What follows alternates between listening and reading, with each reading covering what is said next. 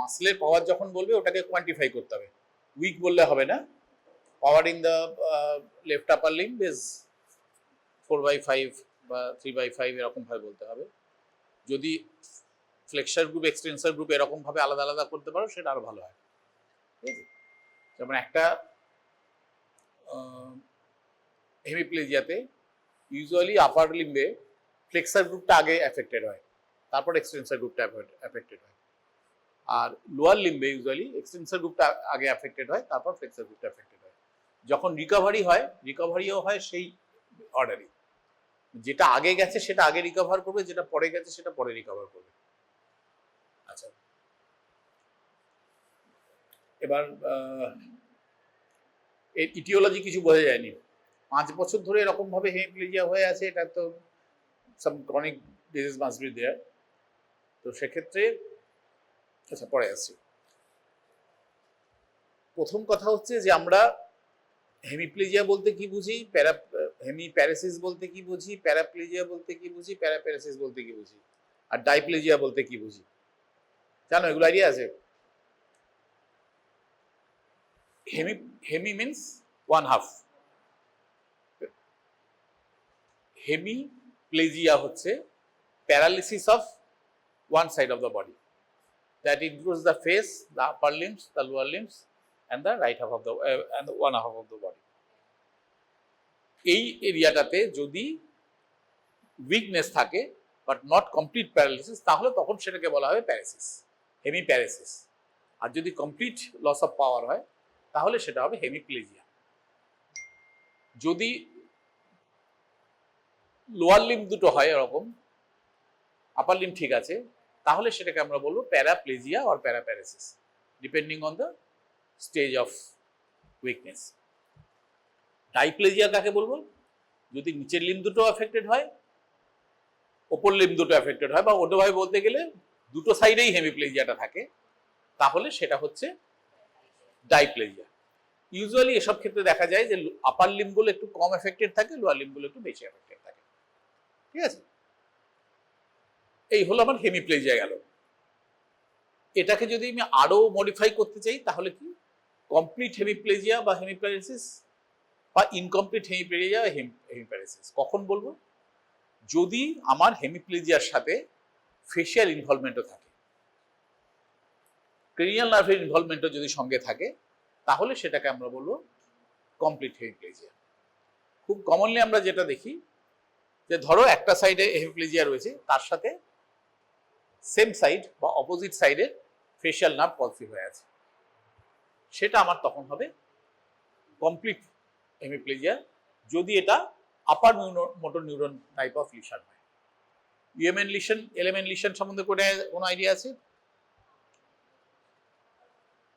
Motor neuron মানে যে peripheral নার্ভটা আসছে তার নিউক্লিয়াসটা যেখানে আছে তার ডিস্টালি যদি গন্ডগোলটা হয় সেটা হচ্ছে lower motor neuron type of paralysis, আর তার প্রক্সিমালি যদি গন্ডগোলটা হয়ে থাকে সেটা হচ্ছে upper motor neuron type of paralysis. ধরো পন্সে আমার এই ফেশিয়াল নার্ভের নিউক্লিয়াসটা আছে আমার পন্সে, যে পিরামিডাল ফাইবারগুলো সেরিব্রাল কর্টেক্সের বিভিন্ন জায়গা থেকে পন্সে দিয়ে এসছে, সেইখানগুলোতে যদি কিছু লিশন হয় ফেশিয়াল নার্ভের, তাহলে সেটা হচ্ছে upper motor neuron type of facial nerve palsy. আর যদি ওই পন্সে পন্টাইন ফেশিয়াল নার্ভ নিউক্লিয়াসের ডিস্টালি কোথাও গন্ডগোলটা হয়ে থাকে, তাহলে সেটা হবে lower motor neuron type of paralysis. এটা হচ্ছে ক্রেনিয়াল নার্ভগুলোর ক্ষেত্রে। আর যেগুলো স্পাইনাল নার্ভ, তাদের নিউক্লিয়াসটা কোথায় থাকে? ডরসাল রুট গ্যাংলিয়াতে, ঠিক আছে? ডরসাল রুট গ্যাংলিয়ার আগে যদি কোথাও হয়ে থাকে সেটা ইউএমএন টাইপ অফ লিশন হবে সেই স্পাইনাল নার্ভের ক্ষেত্রে। আর যদি ডরসাল রুট গ্যাংলিয়া থেকে আমার পেরিফেরিতে ছড়িয়ে পড়েছে নার্ভ, সেখানে কোথাও গন্ডগোলটা হয়ে থাকে, তাহলে সেটা হয়ে যাবে lower motor neuron type of paralysis, খুব গ্রসলি বলতে গেলে।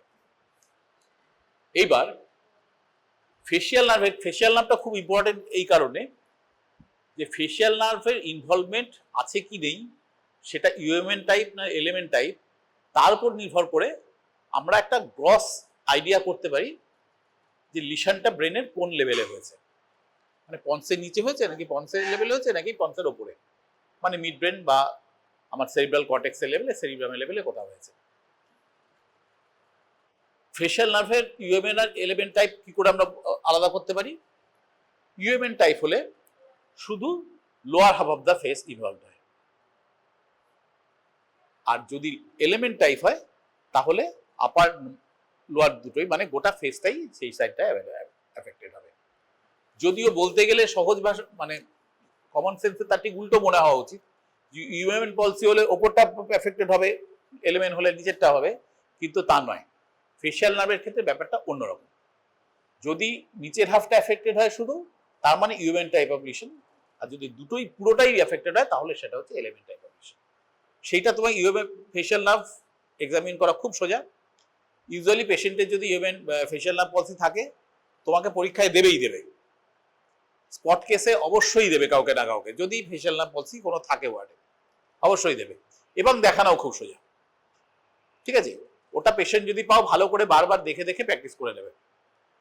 তুমি সেটা দেখে বুঝে গেলে যে কমপ্লিট প্যারালিসিস কিনা, কমপ্লিট হেমিপ্লিজিয়া কিনা, বললে সেটা কোন লেভেলে আছে। আচ্ছা, কিরকম জাস্ট আমি একজনের ওপর তাহলে এমনি মক একটা ডেমনস্ট্রেশন দিয়ে দিই। কে আসবে? একজন ভলান্টিয়ার করো। চলো এসো একজন, চলো তুমি এসো। ফেশিয়াল নার্ভটা একটা মিক্সড নার্ভ, তাই তো?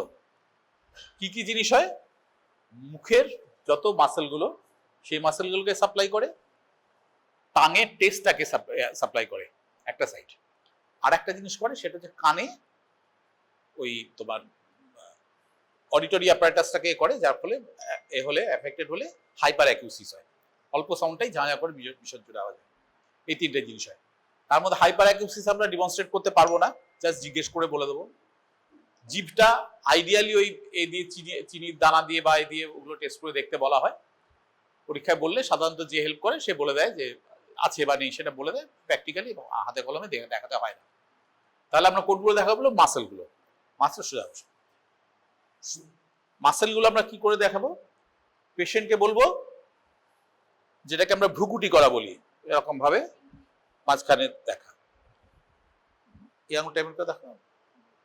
তুমি নাকের ডগাটাকে দেখার চেষ্টা করো, এরকম করলে ইউজুয়ালি এখানে একটা ফাড়ো একটা অ্যাপিয়ার করে, তাই তো? সেটা আছে কি নেই? ওর ক্ষেত্রে দুটো দিকেই নেই, মানে এটাকে আমি নর্মাল ধরে নিলাম। আর কি? জোর করে চোখটা বন্ধ, চেপে চোখটা বন্ধ করে রাখো। তুমি এখানে চোখটাকে খোলার চেষ্টা করবে, খুব জোরে টানবে না, ব্যথা লাগবে ওর, জাস্ট খোলা দেখবে যে ঠিকঠাক করে করতে পারছি। যদি একটা দিক প্যারালাইজ থাকে তাহলে সেদিকের আইলিড উঠে যাবে, এদিকটা উঠবে না কিন্তু এদিকটা উঠে যাবে। ঠিক আছে, এই গেল দ্বিতীয়। আর কি? উপর দিকে তাকাতে বলে, মাথা সোজা রেখে উপর দিকে তাকো। এখানে এই যে ফাড়োগুলো এখানে দেখা যায়, শিব ঠাকুরের এর মতো তিনটে এরকম ফাড়ো যেরকম হয়, সেই জিনিসটা আসছে কিনা, এলে সেটা দুদিকে ইকুয়ালি আসছে কিনা। চোখের ওপর আমার এই তিনটে জিনিস দেখার আছে। এক নম্বর হচ্ছে ভ্রুকুটি করা, তোমাকে বলবে যে এরকম করে চোখের এই পয়েন্টটাকে দেখার চেষ্টা করো, উপরের দিকে তাকাবে মাথা সোজা রেখে। আর হচ্ছে আইলিডস, এটা হচ্ছে চোখের উপরে। মুখের এদিকে কি হবে? ডাউনওয়ার্ডস, মুখটা ফোলাবে এরকম করে, ফোলাপ, এমনি করে ফোলাপ জোরে। এটা তুমি হাত দিয়ে আঙুল দিয়ে এভাবে চাপ দেবে, চেপে রাখো, তুমি কিছু করবে না, চেপে রাখো। আমরা দেখবো যে দুটো দিক সমানভাবে শক্ত হয়ে আছে কিনা। যে দিকটা প্যারালাইজ হবে সেই জায়গাটা টুক করে ঢুকে যাবে, সেই দিকে ফুস করে হাওয়া বেরিয়ে যাবে বা চুপসে যাবে সেদিকটা। আর যদি ঠিক থাকে তাহলে কিছুই হবে না। এটা হচ্ছে দ্বিতীয়। আর একটা কি? নেজোলেবিয়াল ফাড়োটা দেখতে হবে, যেদিকে প্যারালাইজ হবে সেদিকে ফাড়োটা থাকবে না, এটা প্লেন হয়ে যাবে। এটা হয়ে গেল দ্বিতীয়। আর একটা কি? ওকে করে দাঁতটা ক্লেন্স করতে বলতে হবে, এমনি করে। এবার যদি এদিকে প্যারালিসিস থাকে, এদিকে মাসেলের কোনো ফাংশন নেই, যার ফলে এদিকটা আছে facial deviation towards this side হয়ে যাবে, ওইদিকে কিছু থাকবে না, প্লেন। এদিকটা আছে, তারপরে this muscles will take upper hand, এদিকে মুখটাকে টেনে নেবে। ঠিক আছে, দিস মাছ। এই কটা জিনিস দেখাতে পারলেই তুমি বলে দিতে পারবে ফেশিয়াল পলসি আছে কি নেই, থাকলে কোন দিকে আছে, সেটা lower motor neuron type, upper motor neuron type. As simple as that. এর সাথে টেস্ট সেন্সেশন নিয়ে আমাদের সময় আমরা নিয়ে যেতাম একটা কাগজের করে মোড়ক করে একটু চিনি, অল্প একটু লঙ্কা কি বলে টক কি একটা জিনিস আমরা ভুলে গেছি, আমরা বোধহয় তেঁতুল টেতুল কিছু একটা কি হোস্টেলের কিচেন থেকে নিয়ে যেতাম, এরকম 3-4টে জিনিস নিয়ে যেত, জিভের ডগা দিয়ে জাস্ট টেস্ট করে দেখা বুঝতে পারছি কিনা, খুব সিম্পল, 15 সেকেন্ডও লাগে না দেখতে। এই কটা জিনিস তুমি দেখিলে, ধরো ওপরে চোখের উপরে আমরা কি জানলাম, আইলিডটা ফাড়ো এখানে আসছে কিনা, ওর এখানে লংজিটিউডিনাল ফাড়ো দুটো হচ্ছে কিনা, হয়ে গেল। নিচে গাল ফোলানো, নেজোলেবিয়াল ফাড়ো, ও হুইসেলের মতো একটা হুইসেল করতে পারছে, যে হুইসেল দিতে পারবে সে একবার দেবে, যদি না পারে সে এরকম করে ব্লো করতে পারছে কিনা, এটা হচ্ছে এই কটা জিনিস। আর দাঁত ক্লিনজ করে দেখানো, যদি দেখা যায় যে এই জিনিসগুলো এফেক্টেড হয়ে আছে একটা দিকে, তার মানে এটা একটা, কিন্তু ওপরে কিছু নেই, ওপরে নর্মাল আছে, তার মানে একটা ইউমেন পলসি। আর যদি দেখা যায় ওপরটা এফেক্টেড নিচটাও এফেক্টেড একটা সাইডে, তার মানে এটা একটা এলিমেন্ট। হ্যাঁ, এবার হচ্ছে যে সেম সাইড অপোজিট সাইড, এই ব্যাপারটা একটু জটিল, এটা তুমি যদি থিওরিটিক্যাল ব্যাপারটা যদি জ্ঞান না থাকে, ওটা এখন বলতে গেলে তোমার ঘেটে যেতে পারে, ওটা দিয়ে এখন ঢুক না। তফাৎটা বোঝো, হেমিপ্যারেসিস প্যারাপ্যারেসিস এর ব্যাপারটা জানো, চার্টগুলো দেখতে শেখো, সুপারফিশিয়াল ডিপ জাজ এই আমাদের ক্রোনাস্টোন এগুলো দেখতে এসে এগুলো আস্তে আস্তে একটু সরো করো, তারপর থিওরিটিক্যাল ব্যাকআপটা নাও, না হলে ঘেটে যাবে। নিউরোলজিটা একটু বারবার পড়ার ব্যাপার আছে, একবার পড়লে পুরোটাই ঘেটে যায়।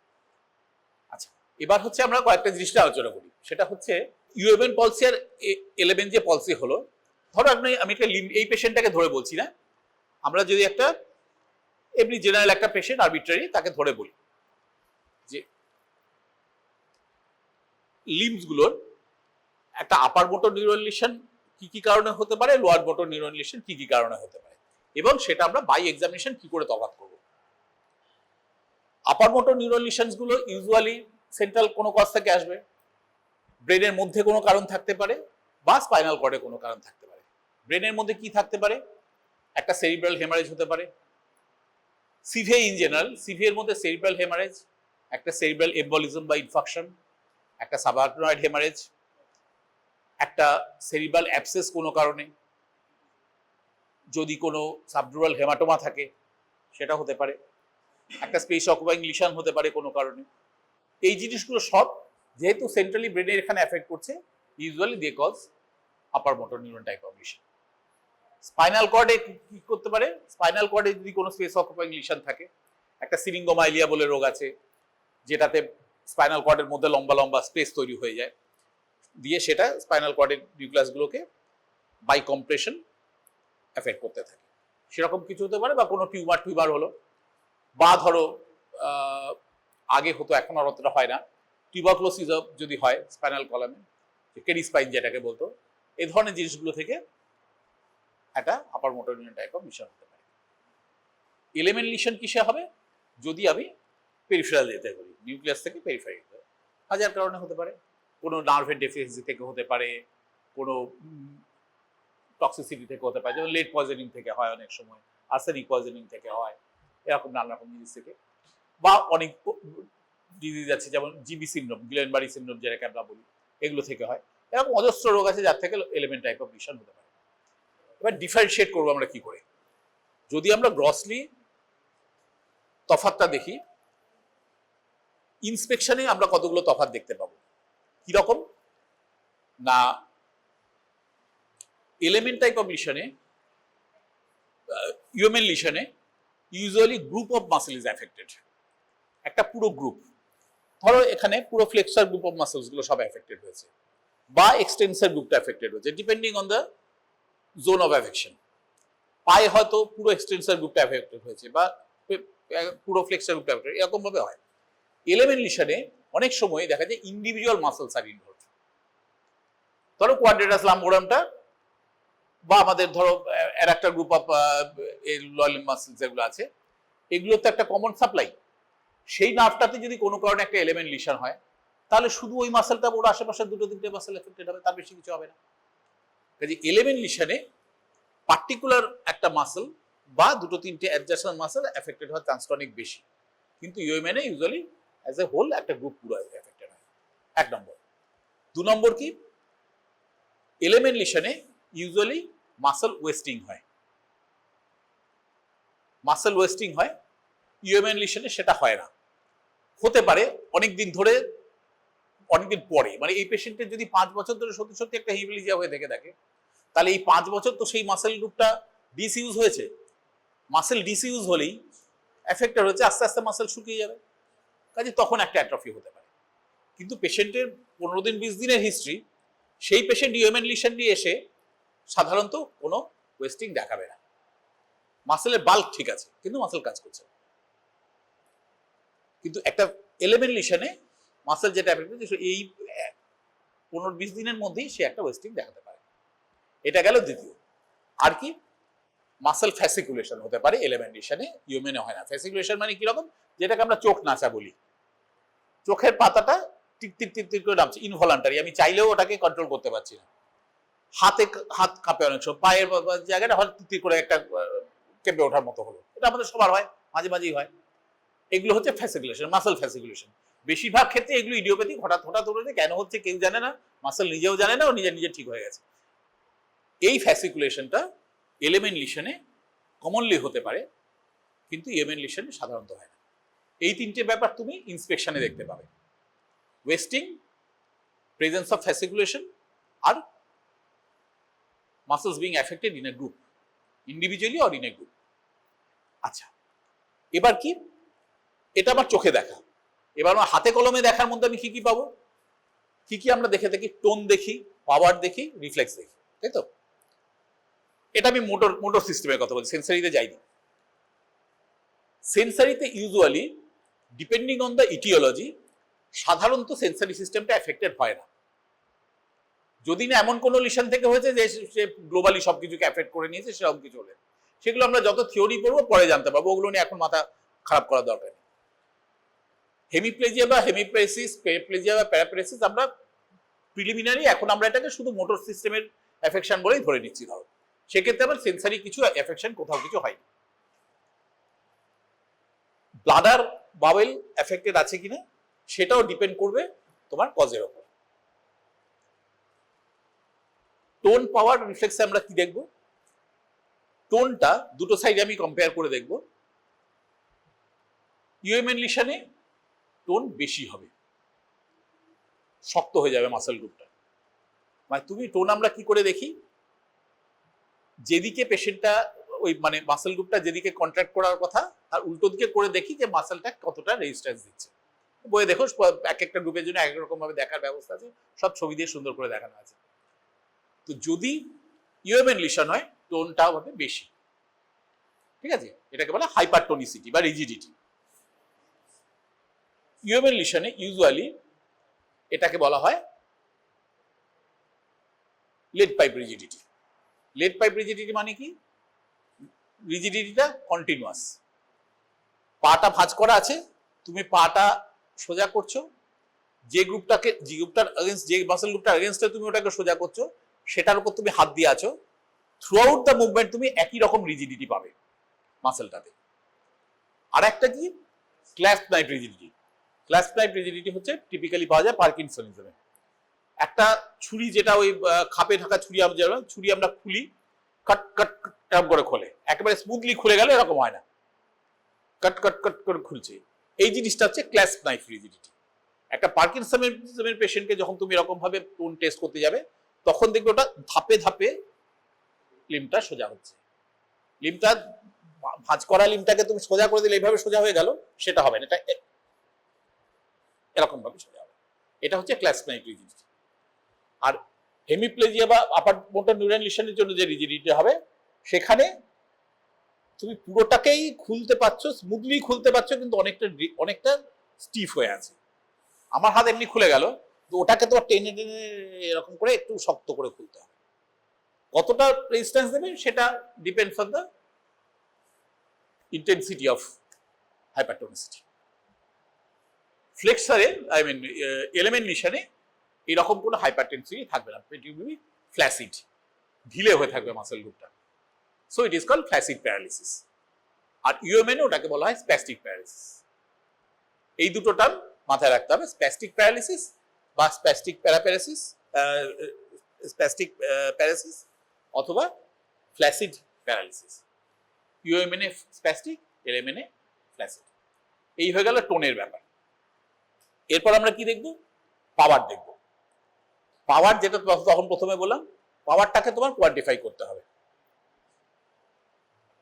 প্রত্যেকটা ইন্ডিভিজুয়াল মাসেল ওরকম করে দেখানো সম্ভব নয়। গ্রস যে মাসেলগুলো, বড় বড় মাসেলগুলো, সেগুলোকে তোমাকে দেখতে হবে। তোমার পরীক্ষায় তোমার এর জন্য, ডায়াগনোসিসের জন্য সেটুকুই যথেষ্ট। আর তোমাকে দেখাতেও বলবে ওগুলো। আপার লিম্বে কি দেখাতে বলবে? বাইসেপসের যে পাওয়ার, ট্রাইসেপসের পাওয়ার, সুপাইনেটরের বা ফ্লেক্সার গ্রুপের পাওয়ার। নিচে কি বলবে? নিচে তোমার কোয়াড এইগুলো অ্যাডাক্টর গুলো বা নিচের মাসেলগুলো বা ফুটের মাসেলগুলো, এরকম করে। এবার সাধারণত আমরা কি করি? আমরা লিম্বের পাওয়ার দেখিয়ে ছেড়ে দিই। লিম্বের পাওয়ারে কিরকম? 5টা গ্রেড আছে পাওয়ারের, 0 to 5। তোমাকে বলতে হবে power in the lower limb is reduced 3/5, power in the left upper limb is reduced 2/5। এরকম ভাবে কিভাবে গ্রেডেশনটা করা হয়? তুমি সেই মাসেলটার যা মুভমেন্ট, টিপিক্যাল মুভমেন্ট, সেটা তোমার পেশেন্টকে করতে হবে। ধরো আপার লিম্বটা, পেশেন্ট যদি একেবারে কিচ্ছু না নাড়তে পারে, কোনো রকম মুভমেন্ট নেই, একেবারে একটা কাঠের তক্তার মতো পড়ে আছে হাতটা, সেটা হচ্ছে 0/5। There is no power at all, 0/5। যদি পেশেন্ট আঙুলগুলো একটু একটু করে নাড়তে পারে, আস্তে আস্তে আস্তে, যেমন স্টিফেন হকিং নাড়তে পারতেন, একটু একটু আঙুলের টিপগুলো নাড়তে পারতেন, পরের দিকে তাও পারতেন না, পরের দিকে খালি ব্লিঙ্কিং করতেন, সেটা দিয়ে কম্পিউটার সেন্সার দিয়ে মনিটরে ফুটে উঠতো। প্রথম দিকে জাস্ট একটু একটু করে আঙুল নাড়তে পারতেন। এই সামান্য আঙুল নাড়তে পারছে, এইটা হচ্ছে 1/5। এবার কি? মুভ করতে পারছে, বাট নট আগেনস্ট গ্র্যাভিটি। কিরকম? পেশেন্ট শুয়ে আছে, হাতটা এপাশ ওপাশ করতে পারছে, মানে গ্র্যাভিটির আগেনস্টে তাকে কিছু করতে হচ্ছে না, সে আস্তে আস্তে হাতটাকে এদিকে নিতে পারলো। মানে আমার এটা কোন গ্রুপ হলো? অ্যাবডাকশন। অ্যাবডাক্টর গ্রুপটাতে আমি পাশে নিয়ে যেতে পারছি, বা অ্যাডাক্টর গ্রুপটাকে ডান দিকে হাতটাকে নিয়ে যেতে পারছি, কিন্তু ওপর দিকে তুলতে পারছি না। মানে এক্সটেনশন ফ্লেকশনের যে মুভমেন্ট হয়, সেটা আমি পারছি না। এই মুভমেন্ট উইথ গ্র্যাভিটি এলিমিনেটেড, এইটা হচ্ছে 2/5। আর কি? যদি আমি গ্র্যাভিটির আগেনস্টে করতে পারি, সেটা হচ্ছে 3/5। শুয়ে আছে, আমি হাতটা উপরে তুলতে বললাম, সে হাতটা তুললো, ভালো পারছে না, কিন্তু আস্তে আস্তে পারছে, চেষ্টা করছে, একটু একটু পারছে, 3/5। আর কি? সব দিকেই মুভ করতে পারছে, কিন্তু নর্মাল পাওয়ারের চেয়ে কম, সেটা হচ্ছে 4/5। যদি অ্যাবসলিউটলি নর্মাল হয়, 5/5। এই হচ্ছে পাওয়ারের গ্রেডেশন। তোমাকে 4টে লিম্বে অ্যাটলিস্ট এইভাবে, 4টে লিম্বে আলাদা আলাদা করে অন্তত পাওয়ারটা এইভাবে বলতে হবে। হয়ে গেল? আচ্ছা, এবার কি আমি আসছি রিফ্লেক্সে। রিফ্লেক্সের মধ্যে 2 রকম, superficial reflex, deep reflex. Superficial reflex হচ্ছে 3টে, তার মধ্যে একটা দেখানো খুব সোজা, সেটা হচ্ছে অ্যাবডোমিনাল রিফ্লেক্স। কি করবে? এক্সপোজ করবে ওই কি বলে, হ্যামারের পিছন দিকটা দিয়ে, যেটা খুব পয়েন্টেড হবে না, পেশেন্টের ইরিটেশন হবে না এরকম, সেটা দিয়ে টানলে একবার উপর থেকে নিচে, একবার উপরে, একবার মাঝে, একবার তলায়, আম্বিলিকাসটা সেই দিকে কন্ট্রাক্টেড হয়ে যাবে, ডেভিয়েটেড হয়ে আবার ঠিক হয়ে যাবে। এদিকেও তাই, প্রত্যেকটা মানে কম্পেয়ার করে করে, একবার এদিকে দেখলে এদিকে দেখলে, এখানে দেখলে এখানে দেখলে, এখানে দেখলে এখানে দেখে নিলে, এটা দেখানো সহজ, ভালো দেখানো যায়। তবে পেশেন্ট যেন খুব টেন্স না হয়ে যায়, টেন্স হয়ে থাকলে দেখানো যাবে না, তখন কিছুই হবে না, কোনো টোটাল আনরেসপন্সিভ হয়ে যাবে। সেকেন্ডটা কি? সেকেন্ডটা দেখানো আরো সহজ, কিন্তু দেখানো যায় না, বিকজ ইউ ফিল এম্বারাসড। সেটা হচ্ছে ক্রিমেস্টারিক রিফ্লেক্স। ক্রিমেস্টারিক রিফ্লেক্স মেলদের ক্ষেত্রে পেশেন্টকে এক্সপোজ করতে হবে, তার থাইয়ের একদম ইনার সাইডে, মানে অ্যাডাক্টর কম্পার্টমেন্ট, অবটিউরেটর কম্পার্টমেন্ট যেটা, ওই রকম জায়গায় গিয়ে তোমাকে হালকা স্ক্র্যাচ করলে কি হবে? The testis of that side will momentarily move up. This is cremasteric reflex. খুব সহজ, যে কাউকে দেখানো যায়, কিন্তু যেহেতু তোমার খোলাতে লজ্জা লাগবে, সেহেতু তুমি দেখাবে। বা যদি পেশেন্ট সেরকম হয়, পুরো পেশেন্ট দেখিয়ে দেবে, কোনো অসুবিধা কিছু নেই। জাস্ট ইনার সাইডে অপটোরেটের ওখানে একটু হালকা করে এমনি করলে, যেহেতু খুব সেন্সিটিভ এরিয়া, আস্তে করে একটা স্ক্র্যাচ করলেই ওই সাইডে স্কুটাম, এটা তুমি স্কুটামের মধ্যে দেবে, টেস্টিসটা জাস্ট একটা লাফিয়ে ওঠার মতো ওপরে টানলো, আবার নেমে গেল। এই হচ্ছে ক্রেমেস্টাইক রিফ্লেক্স। আর একটা কি, প্লান্টার রিফ্লেক্স। প্লান্টারের তলায় স্ক্র্যাচ করবে, করলে নর্মালি কি হওয়ার কথা, পুরোটাই মোমেন্টারিলি সব আঙুলগুলি নিচের দিকে প্লান্টার ফ্লেকশন হওয়ার কথা। হাতটা কোথায় রাখবে, গোড়ালির পিছন দিকটায়, ঠিক আছে। যদি ইউএমএন লিশন হয় তাহলে কি হবে, you will get a Babinski sign, or আমরা বলি আপগোয়িং প্লান্টার। আপগোয়িং প্লান্টার কি হবে, এটা যদি পায়ের পাতা হয় তার বুড়ো আঙুলটা এক্সটেন্ডেড হবে এবং আউটওয়ার্ড মুভমেন্ট হবে, এই অন্য টোগুলো এরকম করে ওপর দিকে উঠবে, বা সেটা নাও উঠতে পারে, অ্যাটলিস্ট হ্যালাক্সটা উঠবে। এটা হচ্ছে বেবিনস্কি সাইন। পেশেন্ট যদি যথেষ্ট রিল্যাক্স না হয় তাহলে তুমি কিছুই পাবে না, একদম টোটাল আনরেসপন্সিভ, পেশেন্ট একদম পা শক্ত করে বসে আছে। আরেকটা জিনিস কি হয়, উইথড্রয়াল বলি আমরা। তুমি যদি স্ক্র্যাচ করতে গিয়ে পেশেন্টকে ব্যথা দিয়ে ফেলো, বা পেশেন্টের পায়ের তলাটা ফাটা ফাটা, অনেক পেশেন্টই হয় গ্রাম্য পেশেন্ট খালি পায়ে হাঁটেন, পায়ের তলা ফেটে আছে, বা ছোট ছোট ওই জলে খুব বেশি এ করে পায়ের তলা থেকে ফুটো ফুটো হয়ে থাকে, তুমি এমনি স্ক্র্যাচ করতে গিয়ে পেশেন্টকে ব্যথা দিয়ে ফেলবে। ব্যথা হলেই পেশেন্টের একটা পাটাকে টেনে নেওয়ার প্রবণতা হবে, তাকে বলে উইথড্রয়াল রিফ্লেক্স।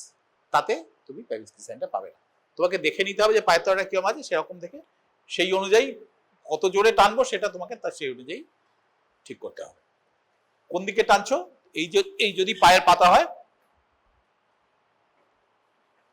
এই পায়ের পাতা আছে, তুমি হাতটা রাখবে এইখানে, এইখানে হাত দিয়ে ধরে রাখলে, এইটা যদি নিডল হয়, এইখান থেকে শুরু করলে আউটার বর্ডার দিয়ে ঠিক বল অফ টোর তলায় এরকম জায়গা, এইভাবে এই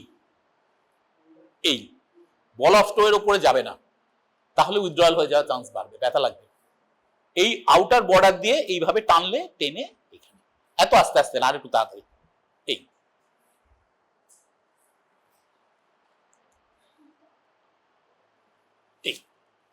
খুলে এটা দিয়ে করলে, এটা অনেক ছুচলো, এটা দিলে ব্যথা লাগার চান্স বেশি। তুমি যদি পেশেন্ট খুব ঠিক পা না হয়, একেবারে মোটা সোটা ভীষণ কৃষিজীবীর পা যদি না হয়, তাহলে এটাই যথেষ্ট। তুমি এখান থেকে জাস্ট এই করলেই বুড়ো আঙুল এরকম ফ্যান আউট হবে, এগুলো আঙুলগুলো ছড়িয়ে যাবে, যদি বেবিনস্কি সাইন পজিটিভ থাকে। আর না হলে পুরো জিনিসটা এরকম টেম্পোরারি মোমেন্টালি এরকম কন্ট্যাক্ট করে যাবে। এই হয়ে গেল প্লান্টার রিফ্লেক্স। এই তিনটে আমার সুপারফিশিয়াল রিফ্লেক্স হয়ে গেল। ডিপ রিফ্লেক্স আমি কি কি দেখাবো?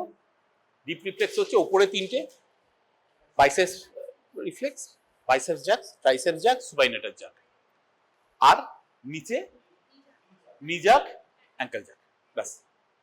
আর কি দেখাতে হবে? দুটো ক্লোনাস দেখানো শিখতে হবে, অ্যাঙ্কেল ক্লোনাস আর প্লান্টার ক্লোনাস।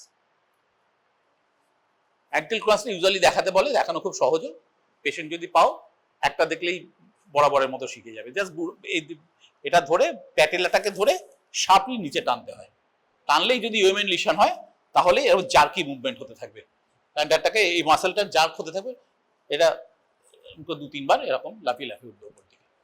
জাস্ট এটা দু হাত দিয়ে এরকম করে প্লালটা, এটা প্যাটেলটাকে ধরে এটা শার্প এরকম করে টান দিতে হয়। টান দিলে এই যে মাসেলটা এই শার্প টানটা পেলো, তার রিয়াকশনে মাসেলটা বারবার কন্ট্রাক্ট করতে থাকে। তার জন্য এটা 2-3 বার করে প্যাটেলাটা উপর নিচে লাফালাফি করতে থাকবে। এই হয়ে গেল তোমার টোটাল ইউএমএন লিশন আর এলএমএন লিশন, বা এই দুটো তফাৎ করার জন্য। এটা ক্লোনাস, অ্যাঙ্কেল ক্লোনাস, ঠিক আছে। এইগুলো ঘরে গিয়ে একবার ক্লিনিক্সের বইটা দেখে নেবে, আর নিজেরা এসে প্র্যাকটিস করবে। দেখে কিন্তু মনে হবে শিখে গেছি, কিন্তু বারবার না করলে শিখবে না। বিশেষ করে অ্যাঙ্কেল জাক ফাক এগুলো তো দেখাতেই বলে, অ্যাঙ্কেল জাক বা প্লান্টার এগুলো দেখাতেই বলে। এগুলো কিন্তু মেন ব্যাপারটা হচ্ছে পেশেন্ট কতটা রিল্যাক্স থাকলো। তোমার পেশেন্টকে রিল্যাক্স করা, এই ব্যাপারটাও শেখার, সেটা হাতে কলমে না করলে পারবে না। পেশেন্টের সাথে আস্তে আস্তে কথা বলতে বলতে করতে করতে তার সাথে দেখতে দেখতে আস্তে আস্তে দেখলে ব্যথা দিল, পেশেন্ট তোমার অ্যাটিটিউড দেখে রিল্যাক্স হবে।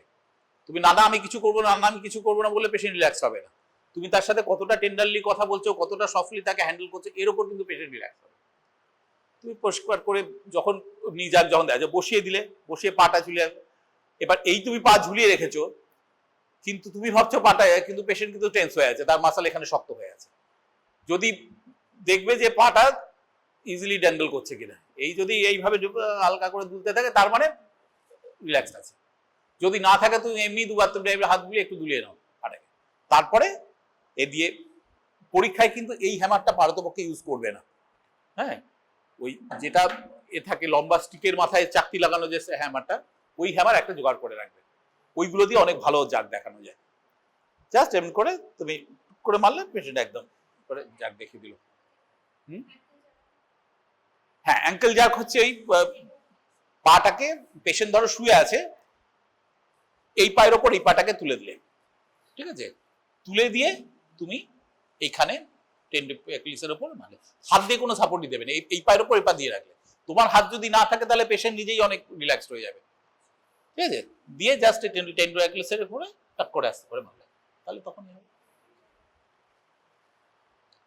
এইগুলো বই থেকে আগে একটু পড়ো, কয়েকদিন নিজেরা এ করো।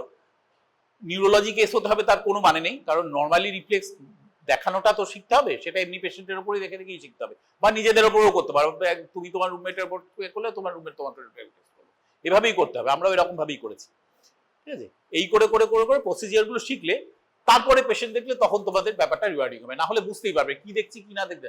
আমাদের স্যাররা বলতেন তখন একটা এই টার্মই ছিল, জানি না তোমাদের এখনো বলেন কিনা, what mind doesn't know eyes cannot see and hands cannot do. তুমি জানছোই না জিনিসটা, দারুণ দারুণ ফাইন্ডিংস তোমার সামনে যে আছে, তুমি বুঝবেই না, বা বুঝলেও ব্যাপারটা তোমার মাথায় ঢুকবে না। কি দেখছি, কেন দেখছি, এর থেকে কি মানে কি, এটা বুঝবে না। থিওরিটিক্যাল ব্যাকগ্রাউন্ডটা খুব দরকার, তোমাকে দেখতেও হবে, হাতে কলম ব্যাপারটাও শিখতে হবে, তার সাথে থিওরিটিক্যাল ব্যাকগ্রাউন্ডটা হবে, না হলে জিনিসটা আত্মস্থ করতে পারবে না। ঠিক আছে, এটা করো। নিউরোলজি থিওরি ব্যাপারটা যত পড়বে তত আস্তে আস্তে আস্তে আস্তে সেটেল করবে। কারণ আমরা মানে এমডি করার সময় গিয়ে এমন অনেক কিছু থিওরি শিখেছি যেগুলো আমাদের হয়তো মানে এমবিবিএস এ পড়া উচিত ছিল, কিন্তু আমাদের কেউ পড়ায়নি, তখন জিজ্ঞেসও করা হতো না, কাজে তখন আমরা পড়িনি। সেগুলো আমরা এমডি পড়ার সময় গিয়ে শিখেছি। হ্যাঁ, এই নিউরোলজি শেখার কোনো শেষ নেই, একটু একটু একটু একটু করে বিল্ড আপ করতে হবে।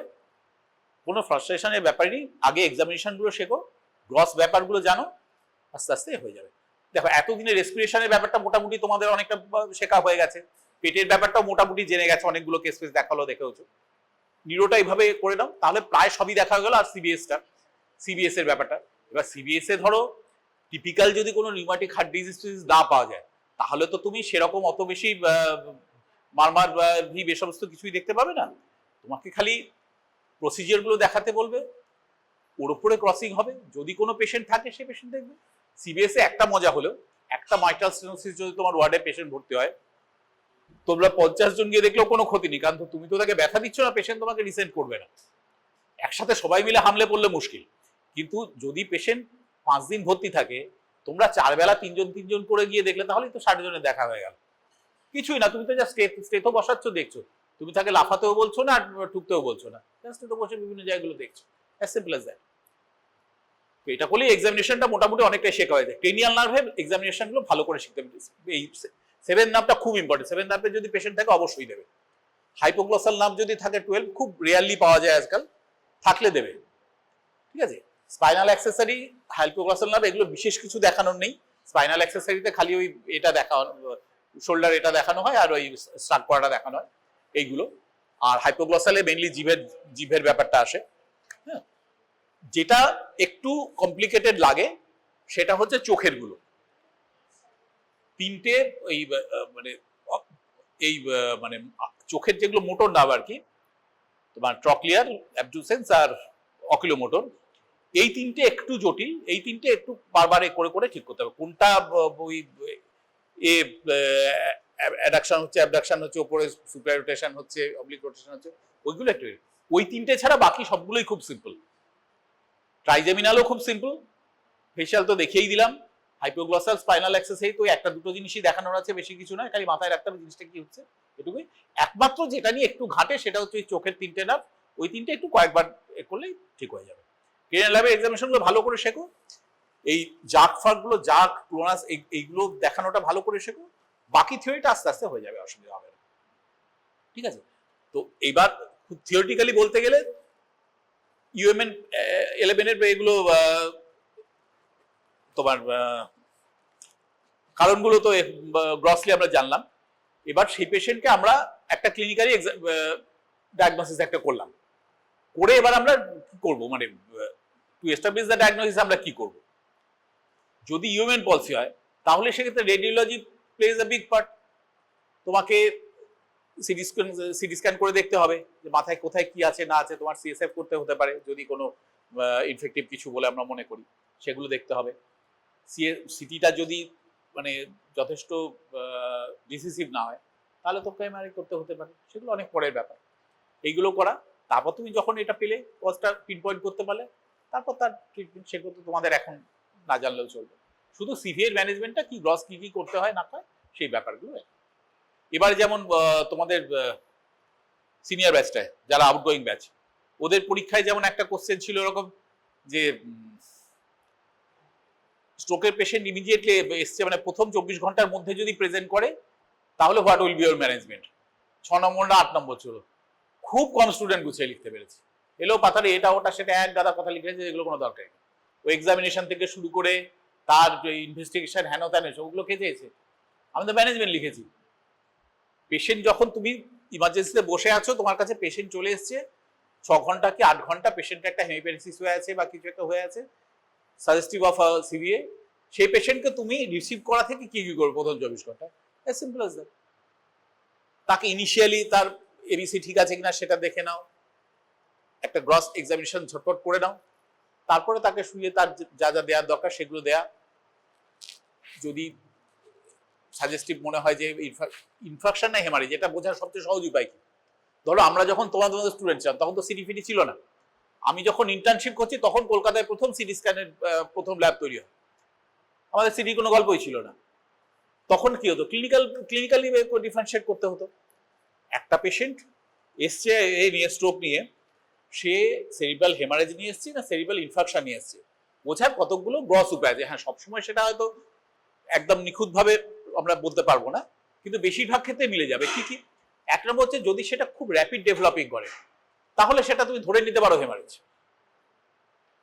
পেশেন্ট সকালবেলা বাথরুমে গেছিল, তারপর বেরোচ্ছিল না, দরজা ভেঙে বার করতে হয়েছে, তখন দেখা গেছে অজ্ঞান হয়ে পড়ে আছে, মুখ দিয়ে গ্যাজলা বেরোচ্ছে, পেশেন্ট হাত পা নাড়তে পারছে বা একটা সাইড প্যারালাইসিস হয়ে গেছে, এটা তুমি চোখ বুঝে ধরে নিতে পারো হেমারেজ হয়েছে।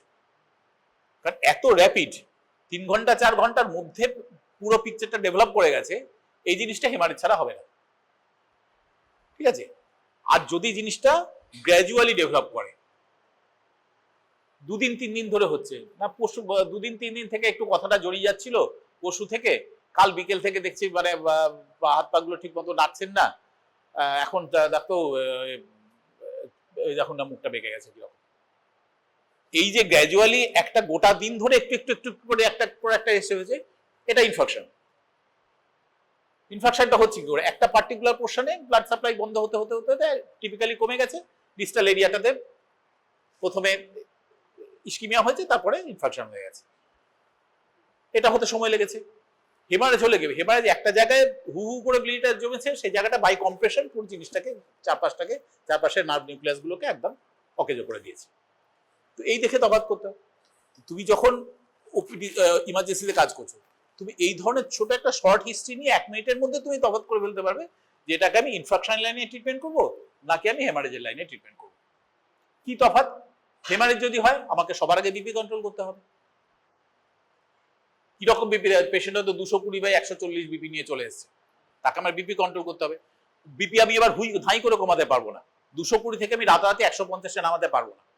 কেন পারবো না, যে জায়গাটা হেমারেজ হয়ে আছে তার চারপাশের এরিয়াটা একটা রিলেটিভ জোন অফ ইস্কিমিয়া হয়ে আছে, মাঝখানে যেখানে রক্ত জমে আছে সেই জায়গাটা তো গেছে, সেটার আর কোনো আশা ভরসা নেই, কিন্তু চারপাশে অনেকখানি এরিয়া যেটা পেনাম্ব্রাল রিজিয়ন, সেই ফিজিক্সে পড়েছিল আমরা পেনাম্ব্রা, প্রচ্ছায়া উপচ্ছায়া ওরকম, যেটা পেনাম্ব্রাল রিজিয়ন চারপাশে, সেই দিকটাতে ব্লাড সাপ্লাই তখনও হয়তো অল্প অল্প হচ্ছে, ওই জায়গাটা এখনো পুরোপুরি নষ্ট হয়ে যায়নি।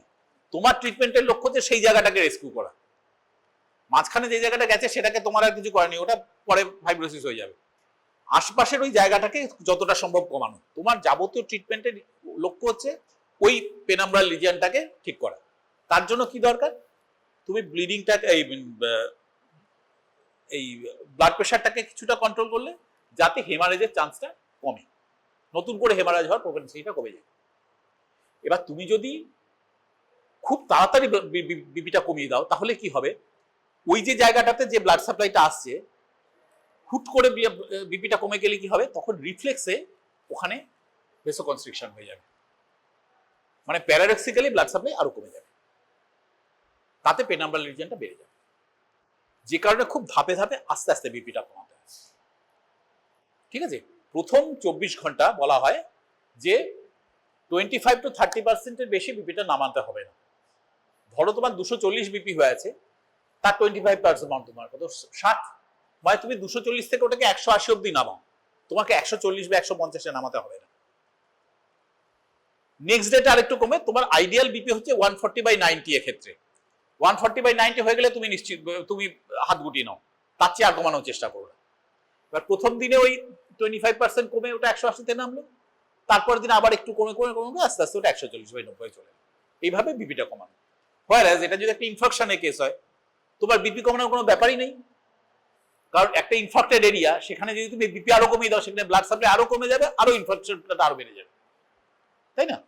সেখানে তোমার কি কাজ, কি কারণে ইনফেকশনটা হয়েছে, ব্লাড ভেসেলের ভিতরে অ্যাথেরোস্ক্লেরোটিক চেঞ্জ হয়ে হয়ে ব্লাড সাপ্লাই কমে গিয়ে হয়েছে। সেখানে তোমার কাজ হচ্ছে ওই জায়গাটা যাতে এক্সটেন্ড না করে তার জন্য তুমি একটা খুব হাই ডোজে অ্যাটোরভাস্ট্যাটিন দেবে, কোনো অ্যাটোরভাস্ট্যাটিন বা রোসুভাস্ট্যাটিন কিছু একটা, তুমি একটা ব্লাড থিনার দেবে, সো কল্ড অ্যান্টিকোয়াগুল্যান্ট, যাতে থ্রম্বাসটা আরো না বেড়ে যায় বা নতুন জায়গায় নতুন থ্রম্বোসিস না ডেভেলপ হয়। এখানে আমার ব্যাপার আছে, প্রথম 72 আওয়ার্স সাধারণত অ্যান্টিকোয়াগুল্যান্ট দেওয়া হয় না। কারণ কি, একটা এরিয়া ধরো থ্রম্বোজড হয়ে আছে, সেখানে যদি আমি অ্যান্টিকোয়াগুল্যান্ট দিই, ওই ব্লাড ভেসেলটা থেকে ব্লিডিং টেন্ডেন্সিটা বেড়ে যাবে, তো ওই ইনফেক্টেড এরিয়াটার মধ্যে নতুন করে ব্লিড করতে পারে, তাতেও কেসটা আরো খারাপ হয়ে যেতে পারে। যে কারণে 72 আওয়ার্সের পর থেকে অ্যান্টিকোয়াগুল্যান্ট দেওয়া হয়। এগুলো এখন অনেক সুবিধা হয়ে গেছে।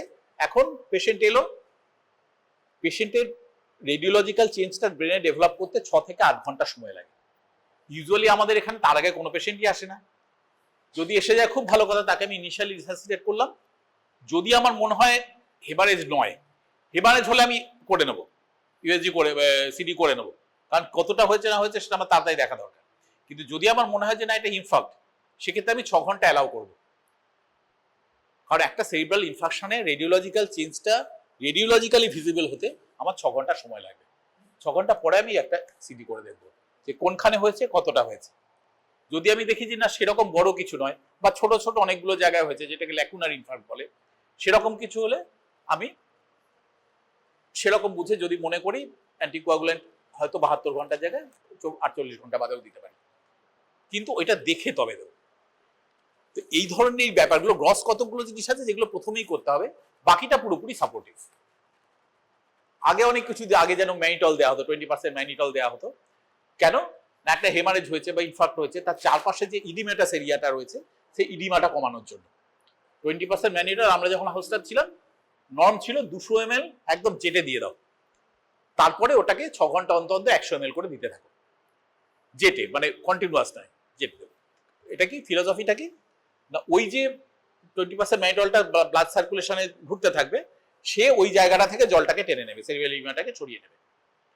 এটা খুব চালু প্র্যাকটিস ছিল। এখন দেখা গেছে যে ব্যাপারটা সেরকম হয় না, বরং উল্টে কি হয়, এতে যেহেতু ওটা একটা অসমোটিক ডায়ুরেটিকও, সেহেতু ইলেকট্রোলাইট ডিস্টারবেন্স হয়ে যাওয়ার চান্সটা অনেক বেশি থাকে। সো রুটিনলি ম্যানিটল এখন আর ইউজ হয় না। হয় কখন ইউজ হবে, যদি আমি কোনো রেজড ইন্টারক্রেনিয়াল টেনশনের ফাইন্ডিংস পাই। রেজড ইন্টারক্রেনিয়াল টেনশন আমি কিসে কিসে পাবো, কি দেখে বুঝবো? 1 নম্বর হচ্ছে পেশেন্ট খুব তাড়াতাড়ি আনকনসাস হয়ে গেছে বা অল্টার কনসাসনেস হয়ে গেছে, খুব ইরিটেবল হয়ে আছে, বমি করছে, বা কোনো ল্যাটারালাইজিং সাইন আমি পাচ্ছি। ল্যাটারালাইজিং সাইন কাকে বলে, কোনো একটা ক্রেনিয়াল নার্ভে যদি অ্যাবনর্মালিটি পাও একটা সাইডে, একটা দিকে দেখছি আমি যে মানে তোমার স্কুইন্ট হয়ে গেছে, ল্যাটারাল স্কুইন্ট হয়ে গেছে। ল্যাটারাল স্কুইন্ট কার থেকে হয়? থার্ড নার্ভ থেকে। ঠিক আছে, তো সেরকম একটা যদি আমি ল্যাটারালাইজিং সাইন পাই, যদি আমি কনভালশন পাই, যদি আমি বারবার ভমিটিং হচ্ছে পেশেন্টের, পেশেন্ট র্যাপিডলি কনসাসনেস লুজ করেছে বা করতে যাচ্ছে, এগুলো হচ্ছে sign of raised intracranial tension. এইগুলো ক্ষেত্রে আমাকে ম্যানিটল দিতে হতে পারে to reduce the intracranial tension rapidly. তাতে ইলেকট্রোলাইট ডিস্টারবেন্স হবে, আমি ওগুলো মনিটর করবো, দরকার মতো সোডিয়াম দেবো, দরকার মতো পটাশিয়াম দেবো, সে পরে দেখা যাবে। আমার আগে দরকার ইন্টারক্রেনিয়াল টেনশন কমানো, সেক্ষেত্রে আমি ম্যানিটল দিতে পারি, কিন্তু রুটিনলি সবাইকে দেবো না। এবং এটাও দেবো ফর ইনিশিয়াল 48 আওয়ার্স, তারপর আর দেবো না। আগে আরো অনেক মেডিসিন ইউজ হতো, যেমন ডায়ামক্স বলে একটা ওষুধ আছে, এটা ব্র্যান্ড নেম, অ্যাসিটাজোলামাইড। অ্যাসিটাজোলামাইড আগে প্রচুর ইউজ হতো, কার্বনিক অ্যানহাইড্রেজ ইনহিবিটর। এখন আর একেবারে ইউজ হয় না। এগুলো সমস্ত ওই ইন্টারক্রেনিয়াল টেনশন কমানোর জন্য ইউজ হতো, এখন ইউজ হয় না। ঠিক আছে, তো আমাদের মেন কাজ হচ্ছে হেমারেজ হলে বিপিটাকে আস্তে আস্তে কন্ট্রোল করে আনা। যদি ইনফাক্ট হয় তাহলে 72 ঘন্টার পরে আমার স্ট্যাটিন দেওয়া এবং অ্যান্টিকোয়াগুল্যান্ট দেওয়া, যাতে নতুন থ্রম্বাস ডেভেলপ না করে বা এই থ্রম্বাসটা আরো এক্সটেন্ড না করে। এছাড়া আর কি, যদি কনভালশন থাকে বা যদি রেইজড ইন্টারক্রেনিয়াল টেনশনের সাইন থাকে, তাহলে আমরা অ্যান্টি কনভালশন দেবো। অ্যান্টি কনভালশন কিন্তু রুটিনলি সবাইকে দেওয়া হয় না। কেন? সিডেশন করে। আমি বুঝতে পারবো না যে পেশেন্টের কনসাসনেস লেভেল খারাপ হচ্ছে কিনা, ওষুধের জন্য না হচ্ছে নাকি তার স্ট্রোকের ব্যাপারটার জন্য পেশেন্ট আরো ডিটোরেট করছে, আমি অ্যাসেস করতে পারবো না। সেই জন্য রুটিনলি অ্যান্টি কনভালসেন্ট এখন আর দেওয়া হয় না। যদি পেশেন্ট কনভালশন নিয়েই এসে থাকে তখন তো দিতেই হবে, আর যদি খুব রেইজড ইন্টারক্রেনিয়াল টেনশন থাকে তখন আমাকে সেফলি থাকার জন্য দিতে হবে, আদারওয়াইজ দেবো না। আর আমি কি দেবো? আমি একটু সুপ্রালফেট দিতে পারি বা একটা পিপিআই দিতে পারি, কারণ স্ট্রেস আলসার হয় পেশেন্টের, সেটা যাতে না হয়। বাকি তার একটা আনকনসাস পেশেন্টের বা সেমি কনসাস পেশেন্টের যা যা care of the back, care of the I, care of the mouth, এগুলো আমাকে দিতে হবে। যদি অ্যাসোসিয়েটেড কিছু থাকে সেগুলো করতে হবে। যদি পেশেন্ট ডায়াবেটিক হয়, খুব কমনলি থাকবে পেশেন্ট ডায়াবেটিক থাকলে তার ব্লাড সুগারটাকে সেভাবে কন্ট্রোল করতে হবে। খুব কন্ট্রোল নয়, একদম খুব টাইট কন্ট্রোল করবো না, আমরা একটু বেশি রাখবো, 200-র মধ্যে রাখলেই হবে ব্লাড সুগার। কারণ খুব টাইট কন্ট্রোল করতে গেলে পেশেন্ট তো রেসপন্ড করতে পারছে না, ওর হাইপোগ্লাইসেমিয়া হয়ে গেলে আমরা বুঝতে পারবো। এইগুলো সাপোর্টিভ তুমি ট্রিটমেন্ট দিয়ে যাবে। 72 আওয়ার্সের পর থেকে তুমি ফিজিওথেরাপি শুরু করবে। ফিজিওথেরাপি শুরু না করলে কন্ট্রাকচার হয়ে যাবে আস্তে আস্তে, সেগুলো করতে হবে। এগুলো করে আস্তে আস্তে 7 দিনের মাথায় কি করবো, 15 দিনের মাথায়, 7 দিনের মাথায় হয়তো তুমি পেশেন্ট আদারওয়াইজ ঠিক ডিসচার্জ করে দিলে, 14 দিনের মাথায় তাকে কি দেখতে হবে, কি ট্রিটমেন্ট করতে হবে, এভাবে ধাপে ধাপে। কোশ্চেনটা ছিল প্রথম 24 ঘন্টা তুমি কি ম্যানেজমেন্ট করবে, তোমাকে জাস্ট এইগুলো ইনিশিয়ালি আমি কি দেখে নিলাম, তাকে শুয়ে আমি কি করলাম, আমি how to differentiate between this two করলে, এই যদি থাকে তাহলে আমি এই করবো, এই যদি থাকে আমি এই করবো, এবং I will monitor the patient with this things. ঠিক আছে, অ্যাজ সিম্পল অ্যাজ দ্যাট। 2 পাতা 3 পাতা করে লিখেছে, কিন্তু তার মধ্যে আসল কথা আছে খুব বেশি হলে 7 লাইন কি 8 লাইন, বাকিটা শুধু বন্ডস্ট্রম করেছে এবং এই করতে গিয়ে শেষের দিকে 3টে কোশ্চেন লিখতে পারেনি। এরকম বহু ছেলে মেয়ে করেছে। যেটা করবে, এখন তো তোমার দেরি আছে অনেক, তাহলে যেটা করবে, এতে ইউটিউবে বা নেটেও কোশ্চেন ব্যাংক থাকে। হ্যাঁ, কোশ্চেনগুলো দেখবে, যে আমাদের যেমন আমরা যেমন টেস্ট পেপার সলভ করতাম, ওরা কোশ্চেনগুলো দেখে না লিখতে পারলে তো খুবই ভালো, না হলে অন্তত মনে মনে ভাববে যে এটা হলে আমরা এই লিখবো। একটা জিনিস জানবে, মেডিকেলে কিন্তু গাদা লেখার কোনো মূল্য নেই। তুমি যত স্কিম্যাটিক ওয়েতে যত কথাগুলো গুছিয়ে লিখে দেবে তত ভালো হবে। যেমন আমার হাতে যে তো একটা মেয়ে হাইস্ট পেয়েছে আমার হাতে, আমার কাছে যে খাতাগুলো ছিল, ও বোধহয় অনেক মানে 80-র আশেপাশে পেয়েছে ওই পেপারটাতে। ও কিন্তু প্রথম কোশ্চেনটা খুব বেশি হলে 1.5 পাতা কি 2 পাতা লিখেছে, কিন্তু একদম গুছিয়ে পয়েন্ট ওয়াইজ এই একটা ফ্লো চার্টের মতো এটা করে। আমি দেখলাম যে আমার যা যা উত্তর চাওয়ার কথা তার প্রায় সব কথাই ওইটুকুর মধ্যে লিখে দিয়েছে, ভালো নম্বর দিলাম। তুমি এক গাদা লিখে এনার্জি নষ্ট করলে, সময় নষ্ট করলে, পাতা নষ্ট করলে, পরে কোশ্চেনগুলো লিখতে পারলে না। একদম শেষে কোশ্চেন ছিল 5টা কোশ্চেন ছিল 4 নম্বর করে, সেই কোশ্চেনগুলো হার্ডলি 7-8 লাইনের উত্তর হয়। এগুলো যদি মূল কথাটা 3-4 লাইন করেও লিখে দিত, তাহলেও 4-এর মধ্যে অন্তত 2.5-3 তো পেতই। প্রচুর ছেলে ওই 5টা কোশ্চেনকে অ্যাটেম্পটই করতে পারেনি, বা 1টা-2টো লিখে ছেড়ে দিয়েছে, মানে টাইমই পাইনি, বোঝা যাচ্ছে। মানে প্রথম দিকে ওই করতে গিয়ে পরে টাইমই পাইনি। ওগুলো ছাকা নম্বর ছিল একেবারে। কোশ্চেনগুলো দেখবে এবং এইটা হলে কি লিখবো, এটা হলে কি লিখবো, কতটা লেখা দরকার, এই ব্যাপারটাকে চোখে নেবে। তাহলে দেখবে আর অসুবিধা হবে না।